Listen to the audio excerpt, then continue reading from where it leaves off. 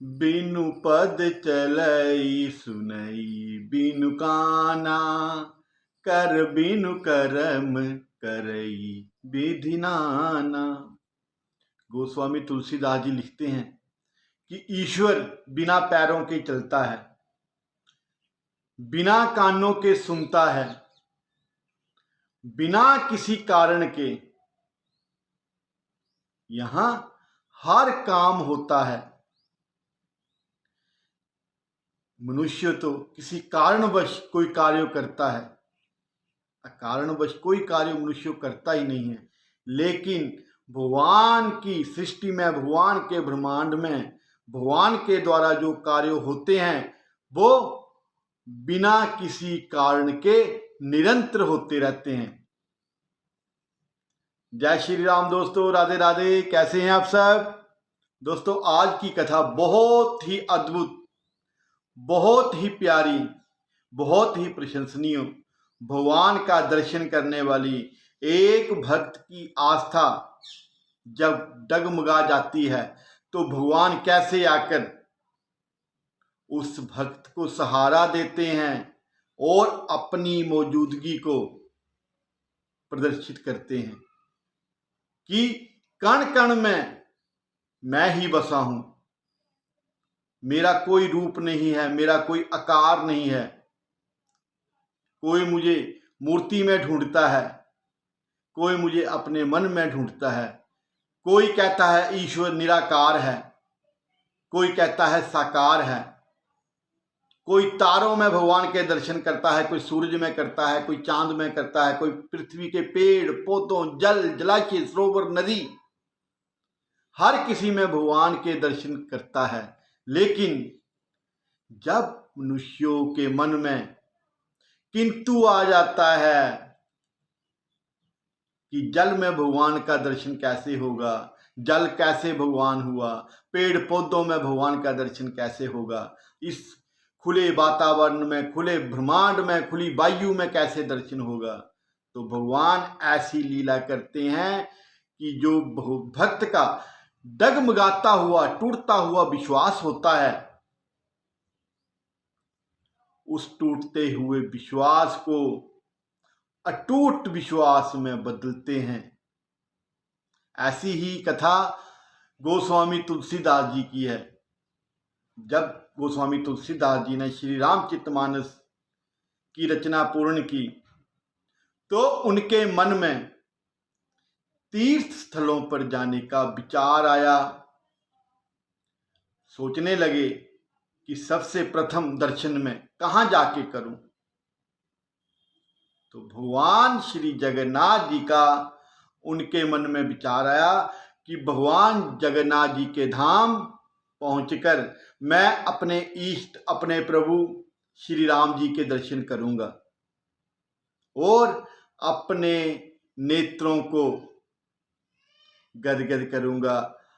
मेरे नेत्रों को, जो अपने इष्ट की प्यास है, वो प्यास बुझाऊंगा। इसी आशा के कारण, अपनी इसी इच्छा पूर्ति के लिए वो भगवान जगन्नाथ के धाम पुरी के लिए चल पड़े। वहां पहुंचने के बाद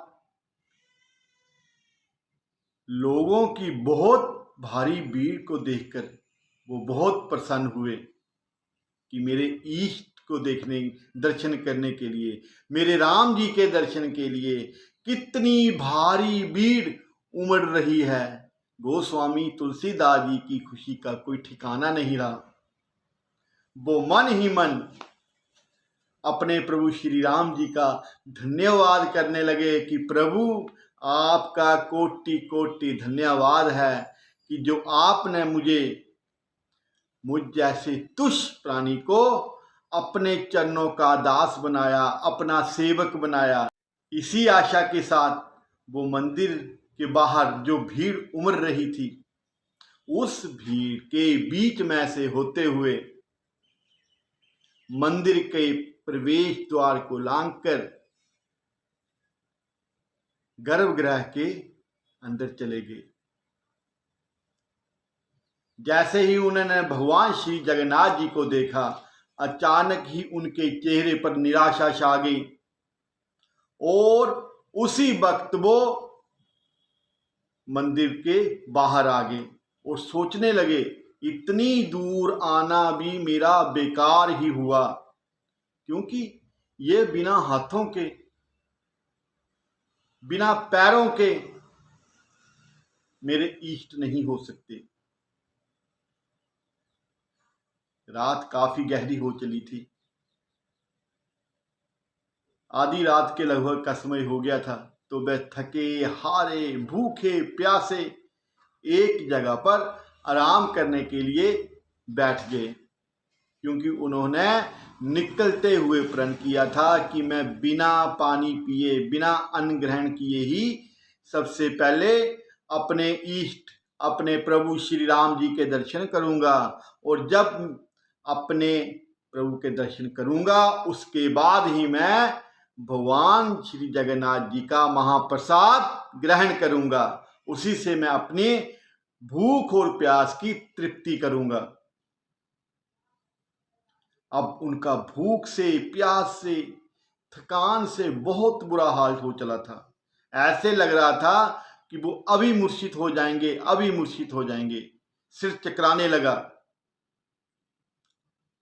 और अपने इस तीर्थ यात्रा के फैसले को लेकर बहुत पछताने लगे।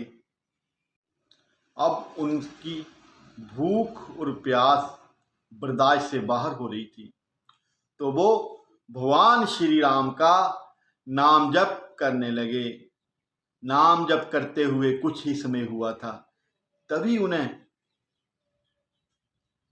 एक आहट सी सुनाई दी कि जैसे कोई उनकी तरफ आ रहा है। गोस्वामी तुलसीदास जी को एक छोटे बालक ने आवाज लगाई, जो उनका ही नाम पुकार रहा था, तुलसीदास जी, तुलसीदास जी, आप कहाँ हो? तुलसीदास जी को बहुत आश्चर्य हुआ, बहुत हैरानी हुई कि इस अनजाने शहर में ऐसा कौन है जो मेरा नाम जानता है, जो मुझे पुकार रहा है और मेरी तरफ आ रहा है। उन्होंने उस बालक की आवाज पर अपना उत्तर दिया, अपना जवाब दिया और बालक को अपने पास बुलाया और कहा, मैं ही तुलसीदास हूं, कहिए मैं आपके लिए क्या कर सकता हूं। उस नन्हे बालक के हाथ में एक थाली थी, जो उसने तुलसीदास जी की तरफ बढ़ाते हुए कहा, ये लीजिए, भगवान श्री जगन्नाथ जी ने आपके लिए ये प्रसाद भेजा है, अतः कृपया ये प्रसाद ग्रहण कीजिए और अपनी भूख और प्यास मिटाइए। तुलसीदास जी बहुत नाराज हुए और बोले, कृपा करके इसे आप वापस ले जाइए और अपने भगवान जगन्नाथ जी को ही खिलाइए। उस बालक ने कहा, जगन्नाथ का भात जगत प्रसारे हाथ, अर्थात कि जगन्नाथ जी के महाप्रसाद भात के लिए तो ये सारा जगत, सारी सृष्टि तरसती है, हाथ पसारे खड़ी रहती है, लेकिन हर किसी के नसीब में, हर किसी के हिस्से में भगवान जगन्नाथ का, भगवान महाप्रभु का प्रसाद नहीं आता। ये तो उसी के हिस्से आता है जिस पर भगवान जगन्नाथ अपनी कृपा कर दें, अपनी दृष्टि डाल दें, वरना करोड़ों करोड़ों मनुष्यों में कोई कोई ही जिस पर प्रभु की दृष्टि पड़े, उसी को ये महाप्रसाद हासिल होता है, वही ये महाप्रसाद ग्रहण कर सकता है। और ये प्रसाद तो स्वयं भगवान जगन्नाथ ने आपके लिए भेजा है और आप इसे स्वीकार नहीं कर रहे हैं, आखिर इसका कारण क्या है? गोस्वामी तुलसीदास जी ने कहा कि मैं अपने इष्ट को भोग लगाए बगैर, अपने इष्ट को भोग लगाए बिना कुछ भी ग्रहण नहीं करता। और फिर ये जगन्नाथ का जूठा प्रसाद जिसे मैं अपने इष्ट को खिला नहीं सकता, ये मेरे किसी काम का नहीं है। दोस्तों, यहां एक ध्यान देने वाली बात है, गोस्वामी तुलसीदास जी भूख से प्यास से इतने व्याकुल हैं, इतने ज्यादा हालत खराब हो गई है कि वो मूर्छित होने वाले थे, बेहोश होने वाले थे, लेकिन फिर भी उन्होंने अपने इष्ट को सबसे पहले रखा कि मेरे इष्ट जब तक भोग ग्रहण नहीं करेंगे, जब तक मैं अपने इष्ट को भोग नहीं लगाऊंगा, तब तक मैं कुछ ग्रहण नहीं करूंगा। कहा जाता है जिस घर में भगवान को भोग नहीं लगता वो घर प्रेतों का घर होता है। उस घर में मनुष्य वास नहीं करते, प्राणी वास नहीं करते, भूत और प्रेत वास करते हैं। और जिस घर में भगवान का भोग लगाकर परिवार के सभी सदस्यों अन्न ग्रहण करते हैं, वो प्रसाद ग्रहण करते हैं, उस घर में प्रभु की मौजूदगी रहती है। प्रभु कदम कदम पर उनके साथ चलते हैं और भगवान का जो प्रसाद, भगवान का जो भोग होता है, वो भोग लगाकर भगवान का भोग प्रसाद मानकर हम ग्रहण करते हैं। वो हमारे स्वास्थ्य के लिए बहुत लाभदायक होता है। हमारे शरीर में कुछ आदि व्याधि हो, कोई छोटी मोटी बीमारियां जो भी होती हैं, आदमी किसी बीमारी के काबू में नहीं आता। कोई बीमारी मनुष्यों के शरीर को छू भी नहीं सकती। लेकिन भोग कैसे लगना चाहिए? भोग ऐसे लगना चाहिए जैसे हम साक्षात अपने प्रभु के मुख में अपने हाथ से प्रभु को भोजन करवा रहे हैं, जैसे भगवान हमारे साक्षात सामने बैठे हैं। कोई मूर्ति को भोग नहीं लगा रहे, भगवान साक्षात बैठे हैं और हम उनके मुख में भोजन डाल रहे हैं, वो भोग डाल रहे हैं। अगर हम मूर्ति समझकर एक फॉर्मेलिटी करेंगे तो वो भोग नहीं कहलाता। भोग लगाने के लिए श्रद्धा, आस्था और विश्वास तीनों का मिलन करवा के प्रभु को साक्षात अपने सामने विराजमान करके वो भोग लगाया जाए, वो भोग प्रसाद बन जाता है। गोस्वामी तुलसीदास जी ऐसे ही अपने प्रभु, अपने इष्ट हमारे श्री राम जी को भोग लगवाते थे और भगवान साक्षात उनके हाथ से भोग ग्रहण करते भी थे। जब गोस्वामी तुलसीदास जी ने कहा कि मैं जूठा प्रसाद अपने राम जी को नहीं खिला सकता, तो बालक ने मुस्कुराते हुए कहा, ये आपके इष्ट ने ही तो भेजा है। तुलसीदास जी कहने लगे, वो बिना हाथों वाला मेरा इष्ट नहीं हो सकता। उस बालक ने कहा, गोस्वामी जी आप भी क्या बात करते हैं, कैसी कैसी आप बातें कर रहे हैं। आपने खुद ही तो श्री रामचरितमानस में भगवान के इसी रूप का वर्णन किया है। गोस्वामी हैरानी से कहने लगे, मैंने ऐसा क्या लिखा है, ऐसी क्या रचना की है मैंने श्री रामचरितमानस में कि जो जगन्नाथ महाप्रभु से मेल खाती है। तो उस बालक ने कहा, खुद ही आप लिखते हो, खुद ही भूल जाते हो और खुद ही प्रभु की मौजूदगी पर शंका करते हो, किंतु करते हो। गोस्वामी हैरानी से कहने लगे, हे बच्चे मुझे बताओ कि मैंने ऐसा क्या लिखा है श्री रामचरितमानस में। उस बालक ने कहा, बिनु पद चलई सुनई बिनु काना, कर बिनु कर्म करई विदिनाना, आनन रहित सकल रस भोगी, आनन रहित सकल रस भोगी, बिनु बानी बकता बड़ा जोगी, बिनु बानी बकता बड़ जोगी। ये सुनकर गोस्वामी तुलसीदास जी का चेहरा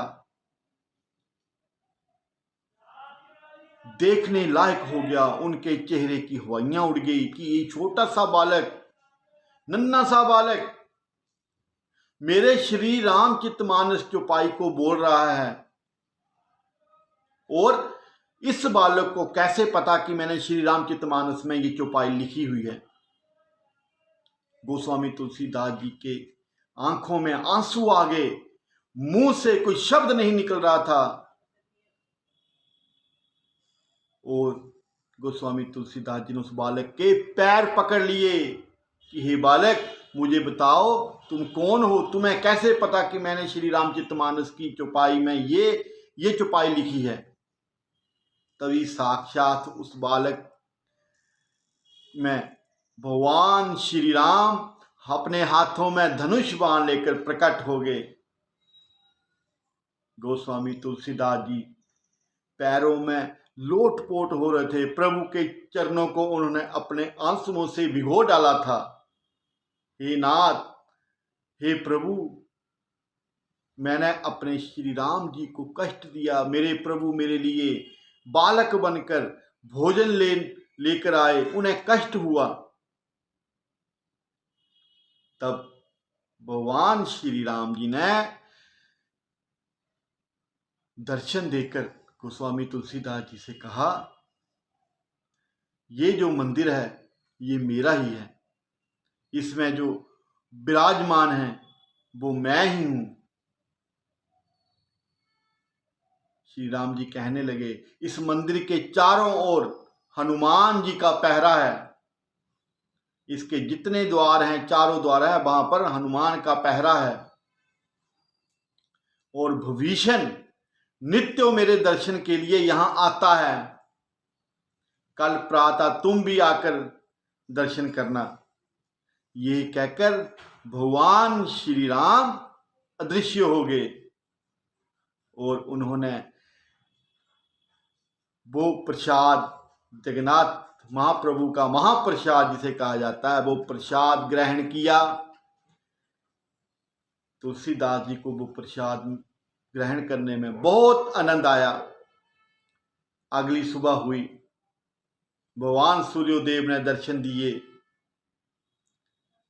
अंधेरे की जगह चारों ओर प्रकाश फैला हुआ था, और गोस्वामी तुलसीदास जी कहने लगे, सोचने लगे, मन ही मन प्रभु को प्रणाम करने लगे, हे प्रभु, हे मेरे राम, आपने मेरे मन और बुद्धि का जो अंधेरा था वो इस उगते हुए सूर्य के प्रकाश को डालकर वो अंधेरा मिटा डाला। अब मेरे मन में किसी तरह का कोई संशय नहीं है, किसी तरह का कोई किंतु नहीं है, किसी तरह का कोई परंतु नहीं है। और प्रभु को प्रणाम करते हुए, प्रभु को धन्यवाद देते हुए मंदिर की तरफ चल पड़े। और जब गर्भगृह में जाकर उन्होंने प्रभु के दर्शन किए तो उन्हें भगवान जगन्नाथ, बलभद्र और सुभद्रा के स्थान पर भगवान श्री राम, लक्ष्मण और माता जानकी के दर्शन हुए। प्रभु के भव्य दर्शन हुए। हमारे प्रभु श्री राम, महाप्रभु जगन्नाथ, जो अपने भक्त की आस्था को भी रखते हैं, विश्वास को भी बनाए रखते हैं, उसकी भक्ति की भी रक्षा करते हैं।